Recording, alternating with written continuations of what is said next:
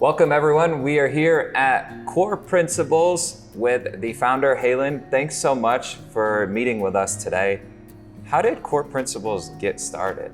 One of the things that we realized is that a lot of people don't like the gym, weren't particularly comfortable in the gym.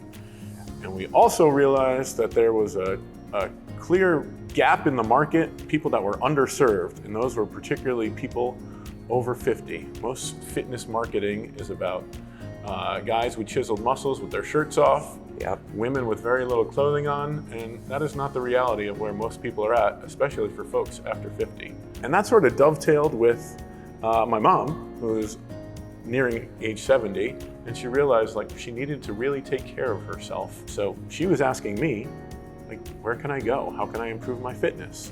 And there just wasn't a place I felt comfortable suggesting to her. So if you're over 50, you want to have fun and you want to feel a part of a community, Core Principles is the place to go for your workouts in Stamford, Connecticut. That is the goal. It's not about fitting in, it's about you belong. No matter where you are, if you haven't exercised in two decades, it doesn't matter. How can people get started with you? You have some type of trial?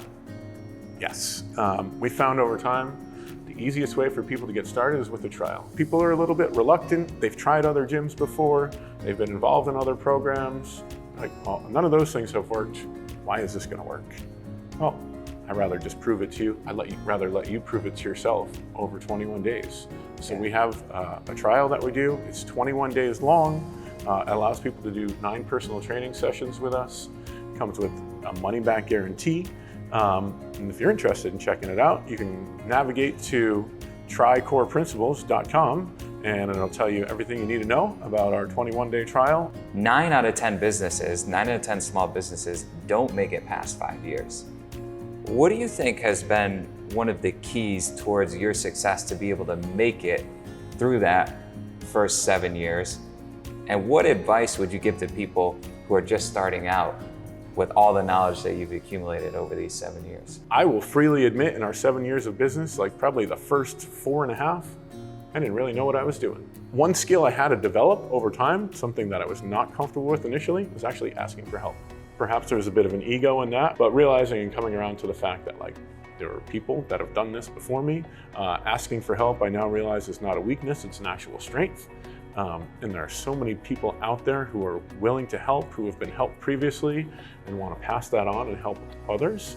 So top of the list is asking for help. I'd even compound that by saying getting involved in coaching groups that weren't just about coaching and making sales, but were really value-based.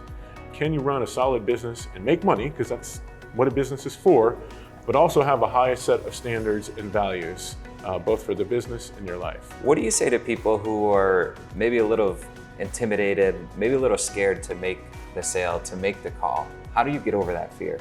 The expectation is that one day you're gonna walk into a room and see your motivation hidden under a dirty t-shirt. Yeah. That's just not the way it happens. You've got to take action in order to create motivation. But how do you take that action?